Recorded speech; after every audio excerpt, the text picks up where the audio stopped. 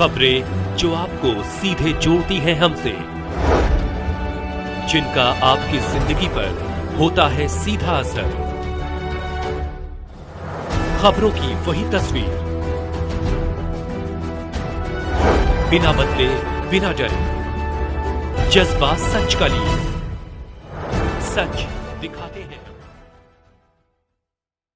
Centre for Sanatan research का संगठन विस्तार। नवनियुक्त पदाधिकारियों को सौंपे गए दायित्व। भारत की सनातन चेतना ही विश्व गुरु बनने का आधार। Doctor Dayashankar Mishra. Varanasi centre for Sanatan research Uttar Pradesh के संगठन विस्तार कार्यक्रम का भव्य आयोजन वाराणसी के सिगरा स्थित एक होटल में संपन्न हुआ। कार्यक्रम की शुरुआत दीप प्रज्वलन से हुई। इस दौरान मुख्य अतिथि प्रदेश के आयुष, खाद्य सुरक्षा एवं औषधि प्रशासन मंत्री डॉक्टर दयाशंकर मिश्र दयालु, पूर्व सांसद डॉक्टर विजय सोनकर शास्त्री, मां विंध्यवासिनी धाम के प्रधान अर्चक अगस्त कुमार द्विवेदी, विशालाक्षी देवी के महंत राजनाथ तिवारी, राष्ट्रीय संयोजक डॉक्टर रमन त्रिपाठी व प्रदेश अध्यक्ष अभिषेक द्विवेदी गणेश सहित अन्य गणमान्यजनों ने दीप प्रज्वलित कर कार्यक्रम का शुभारंभ किया। इस दौरान मुख्य अतिथि द्वारा संगठन के प्रदेश अध्यक्ष अभिषेक द्विवेदी गणेश सहित उत्तर प्रदेश स्तर के पदाधिकारियों को दायित्व प्रमाण पत्र सौंपा गया। नवगठित टीम में प्रदेश उपाध्यक्ष अवधेश तिवारी, अग्नि त्रिपाठी, महामंत्री संगठन श्री रंजन त्रिपाठी, प्रदेश मंत्री अभिषेक मिश्रा, दिल मोहन तिवारी, मंजू देवी, कोषाध्यक्ष एकनाथ पांडे, प्रवक्ता मीनाक्षी, मीडिया प्रभारी संदीप त्रिपाठी और सहपदाधिकारी सौरभ पांडे, राष्ट्रीय प्रवक्ता श्रीराम द्विवेदी, प्रकाश मिश्रा, आशीष के द्विवेदी प्रमुख हैं।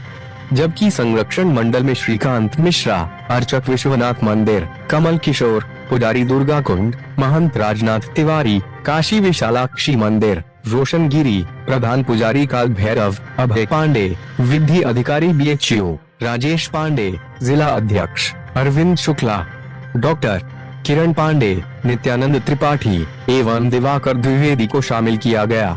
इस मौके पर सेंटर के प्रबंधक रामकृष्ण पांडेय, केशव प्रसाद सेठ को भी अंग वस्त्र से सम्मानित किया गया। समापन सत्र में वक्ताओं ने सनातन संस्कृति, वैदिक परंपराओं तथा धार्मिक जागरूकता के प्रचार प्रसार पर जोर देते हुए युवा पीढ़ी को इससे जोड़ने का आह्वान किया।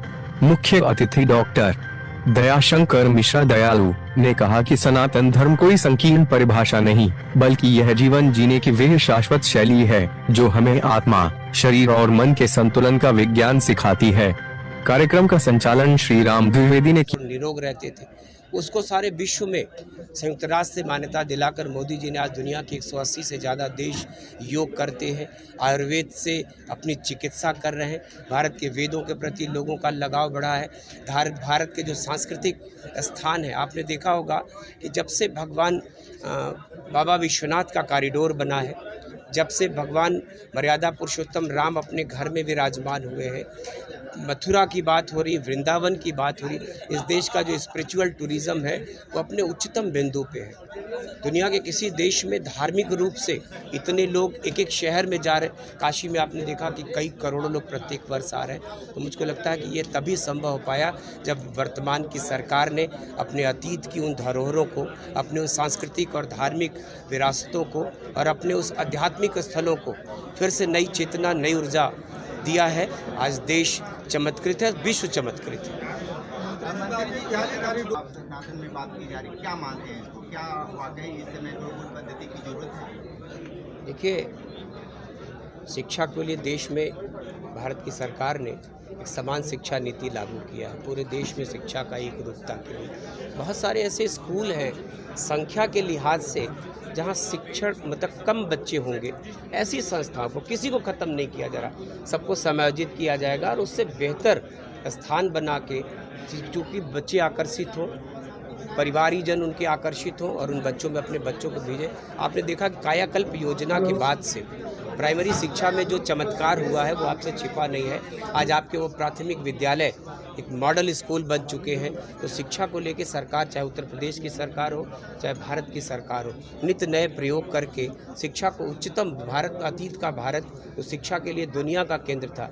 ये नालंदा विश्वविद्यालय, तक्षशिला विश्वविद्यालय और विक्रमशिला ऐसे विश्वविद्यालय जिनमें दुनिया के देशों के लोग आके बच्चे पढ़ा करते थे।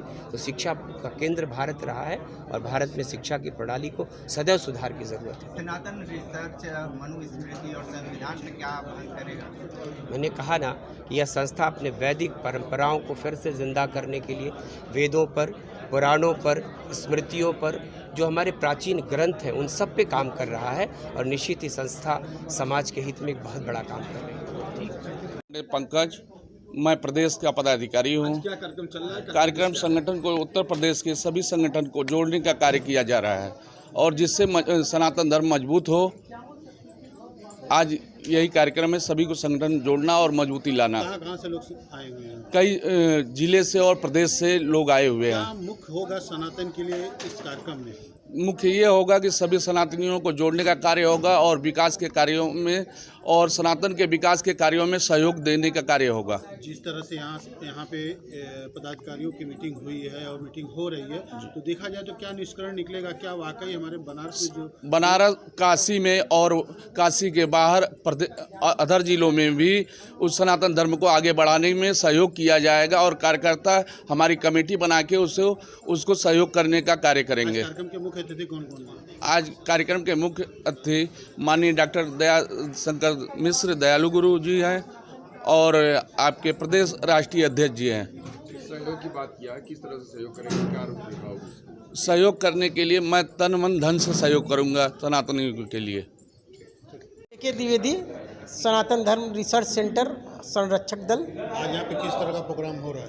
हम लोग सनातन धर्म पे चर्चा कर रहे हैं। हिंदू धर्म पे, सनातन धर्म पे जो है चर्चा होनी है। जो सनातन धर्म के साथ खिलवाड़ हो रहा है, लोग अराजक तत्व फैलाए हैं, उसी के खिलाफ एकजुट होकर चलना है। यहाँ कोई जातिवाद की राजनीति, किसी प्रकार की राजनीति नहीं करना है। सारे हिंदू सनातन धर्म में आते हैं, इसलिए सनातन धर्म के रक्षा के लिए एक कमेटी गठन किया गया है। उसी पे विस्तार से आज चर्चा होगी।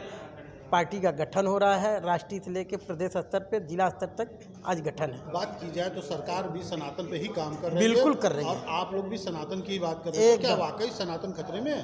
नहीं, सनातन इस समय खतरे में नहीं है, लेकिन सनातन को जगाना है। आने वाली पीढ़ियों को बताना है कि सनातन धर्म क्या कहता है, सनातन धर्म में क्या करना है, कैसे करना है कि सनातन धर्म हमारा बचा रहेगा। तो क्या वाकई जो आने वाली पीढ़ी है या जो हमारी नई पीढ़ी है, युवा पीढ़ी है, क्या वो सनातन से अभी भी विमुख हो रही है? आप उसको जगाने का काम करेंगे? हाँ बिल्कुल, उसको जगाने का काम करें। क्या कहेंगे? तो देखिए क्या है, कच्चा घड़ा है तो उसको पकाना पड़ता है ना। तो इसे आने वाली पीढ़ी जो छोटे हैं, नाबालिग बच्चे हैं, उनको हम रास्ता दिखाएंगे, बताएंगे, तब तो चलेंगे। जब रास्ता हम नहीं बताएंगे तो भटक जाएंगे, तो उनको इसलिए रास्ता दिखाना है। कहाँ से लोग इस प्रोग्राम में आए हुए हैं? यहाँ प्रदेश के, पूरे प्रदेश से आए हुए हैं।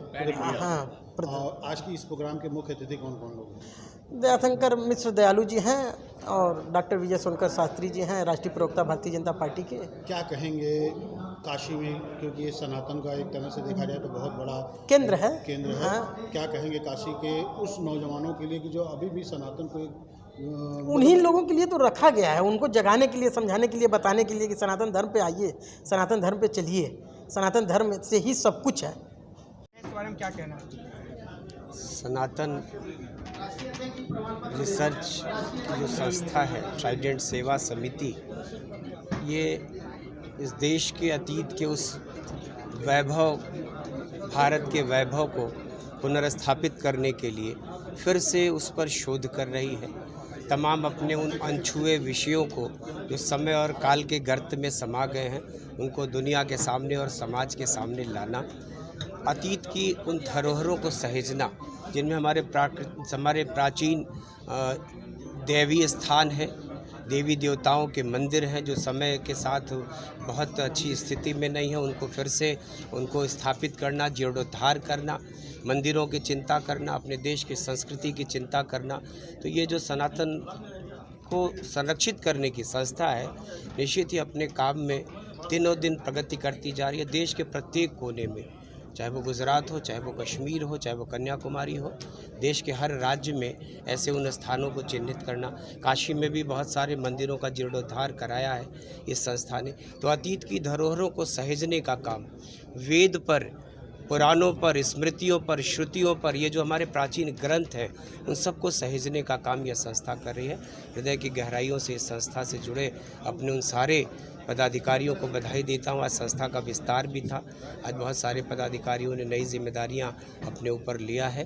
तो मुझको लगता है कि संस्था निश्चित ही भारत के उस सनातन को फिर से उस वैभव पर ले जाने का के लिए संकल्पित है और अपने काम में निरंतर आगे प्रगति कर रही है। मंत्री जी, क्या आपको नहीं लगता कि जो अतीत में नुकसान किया है, वर्तमान में तो फिर से वो गौरवशाली स्वर्णिम समय है भारत के लिए कि भारत के देश के ऐसे यशस्वी प्रधानमंत्री जी जिन्होंने देश के विकास के साथ साथ विरासत को भी सहेजने का काम किया, तो देश विकास भी कर रहा है और अपने अतीत की हर विरासत को सहेजने का काम। चूँकि आयुष का मंत्री हूँ तो आयुष में हमारी आयुर्वेद, होम्योपैथ, यूनानी, सिद्ध, सुवारिकपा और योग, प्राकृतिक चिकित्सा, इन सारी विधाओं को भी मोदी जी ने जिस तरीके से सहेजा है। आपने अभी कल 21 जून था, आपने देखा कि भारत के उस सनातन योग भी भारत की उस सनातन विधा है। जी नमस्कार, मैं वाराणसी महिला व्यापार मंडल अध्यक्ष पूर्व नगर निगम ब्रांड एम्बेसडर सुनीता सोनी। आज सनातनी संघ आप सेंटर में, रिसर्च सेंटर में आई हैं, क्या कहना चाहेंगे सनातनियों के बारे में? आप व्यापार मंडल की महिला अध्यक्ष भी हैं जी, तो हिंदुत्व के लिए सनातनी के क्या कहेंगे? देखिए, हमारे आज सनातन पे अगर बात की जाए तो अंदर की भीड़ देख के आपको जाहिर सी बात है पता चली गया होगा कि सनातन को जगाने की कोशिश अभी भी की जा रही है। और हमारा सनातन अगर जागा होता तो फिर उसके बाद तो ये जितनी सारी चीज़ें होती हैं, कथा है, पूजा है, या फिर जितनी रैलियां निकाली जाती हैं सनातन के बारे में, उतना ये चीज़ें नहीं होता। और बात अगर सनातन की हो रही है तो आज सनातन के लिए हम लोग एकत्रित हुए हैं। लेकिन एक मुद्दा ये है कि सनातन हमारे संस्कृति में होना चाहिए। और आज की जो युवा पीढ़ी है, यानी कि हमारे बच्चे, स्कूलों में इंग्लिश की सारी बुकें हैं, संस्कृत और हिंदी की बुक ख़त्म हो चुकी हैं। बच्चे समझेंगे और पढ़ेंगे क्या?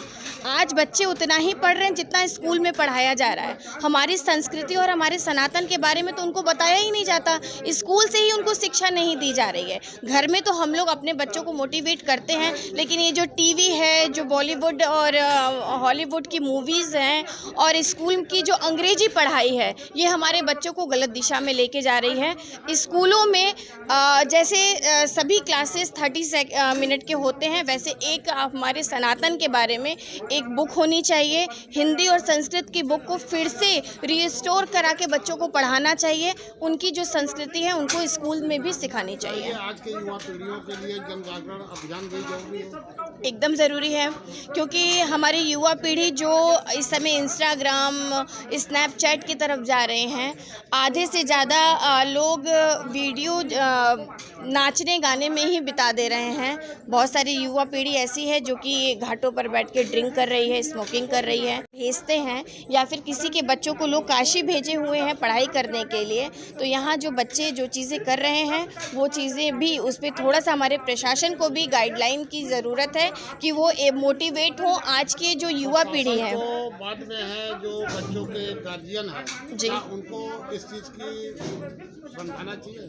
देखिए, बच्चों को तो भेजा जा रहा है पढ़ने के लिए, लेकिन पढ़ने के नाम पे जो बच्चे कर रहे हैं, इसके लिए खास करके माता पिता को ये चीज़ें संज्ञान में लेनी चाहिए कि उनके बच्चे अगर बाहर गए हैं तो वो क्या कर रहे हैं। सबसे ज़रूरी, सबसे मस्ट चीज़ हमारी संस्कृति हमारे घर से आती है, उसके बाद स्कूल से हम सीखते हैं, फिर समाज से सीखते हैं।